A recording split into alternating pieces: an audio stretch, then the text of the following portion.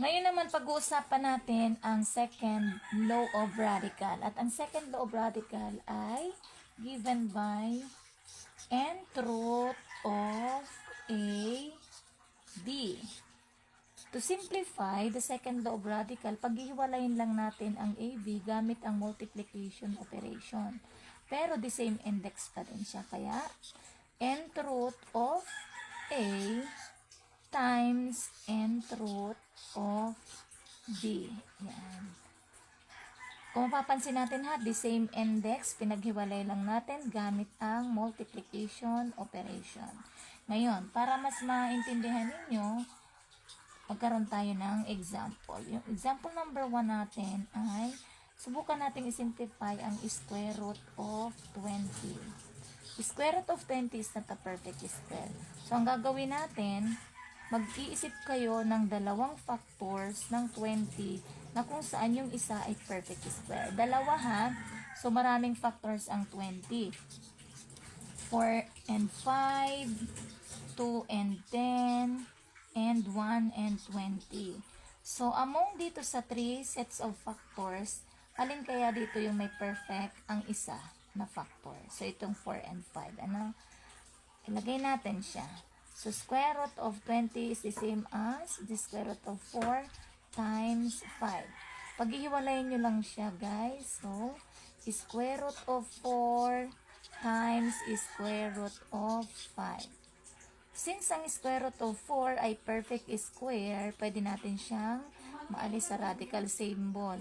Square root of 4 is 2, and then since ang square root of 5 is not a perfect square, as is lang siya.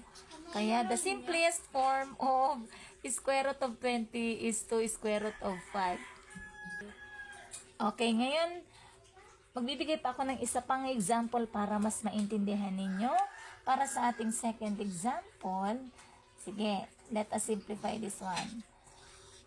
Square root of x cubed y raised to 4. Ayan. The same procedure lang gagawin ninyo ha. Mag-iisip kayong ulit ng dalawang factors nitong parehong ito na radicand natin, wherein yung isa ay perfect square. Ano? So, ang factors ng x cubed y raised to 4 ay x square and x. Ayan, para yan sa x cubed. However, dito naman sa y raised to 4 ay dalawang y square times y square. Kung mapapansin natin yung factors ng y raised to 4 ay the same, kaya pwede natin siyang isulat ng katulad nito. Ano? So, x square times y square raised to 2 is the same as y square times y square. And then, yung non-perfect square natin na factors of x cubed, ilagay natin ang hiwalay sa isang radical symbol of the same index. So, ito pwede na natin siyang masimplify. Ang square root of x square ay x. Or simply, cancellation tayo no exponent at nung index. Yan. Kaya ang square root of y square raised to 2 ay y square. Habang yung non-perfect square, as is lang siya, isulat mo lang siya.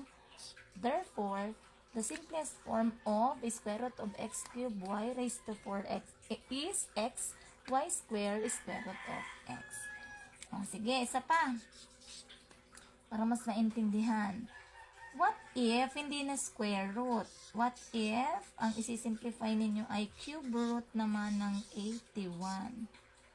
Mag-iiba pa ang natin, manner of solving. Hindi. The same lang din.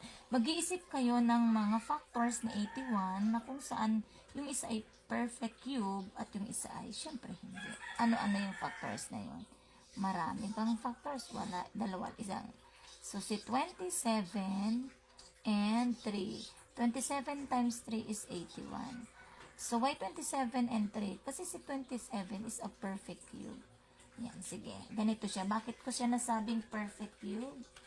Kasi 27 is the same as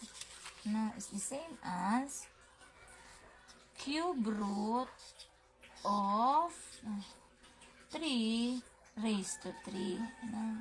So, si 3, ilagay din natin siya sa the same radical symbol with the same index. Kasi hindi naman siya perfect cube.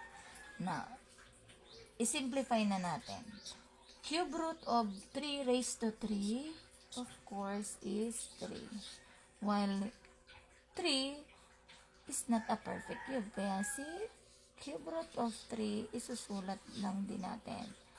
Or reminder huwag niyong kalilimutan yung index. Kung ano yung index dun sa problem natin, yun din yung index dun sa magiging final natin na answer.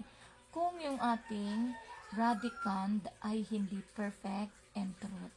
Katulad nito, hindi naman perfect cube C3, kaya naandun pa din siya sa radical symbol with the same index. Isa pa, ang apat na to, I hope na makatulong itong mga marami kong sample sa inyo.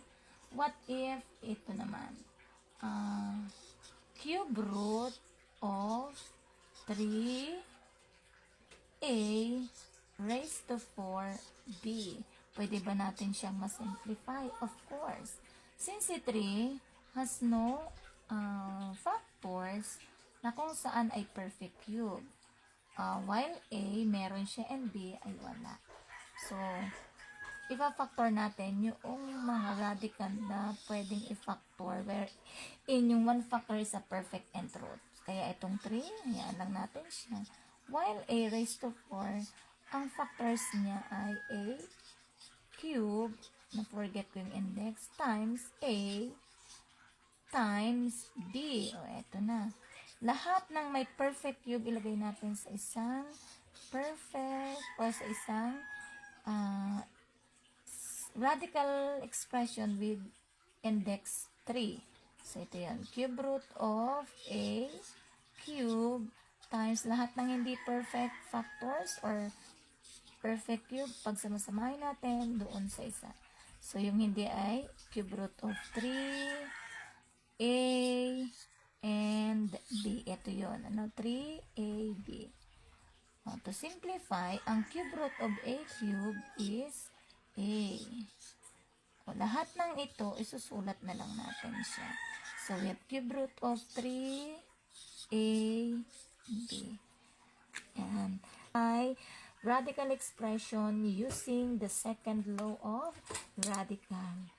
Hanggang sa muli, it's Teacher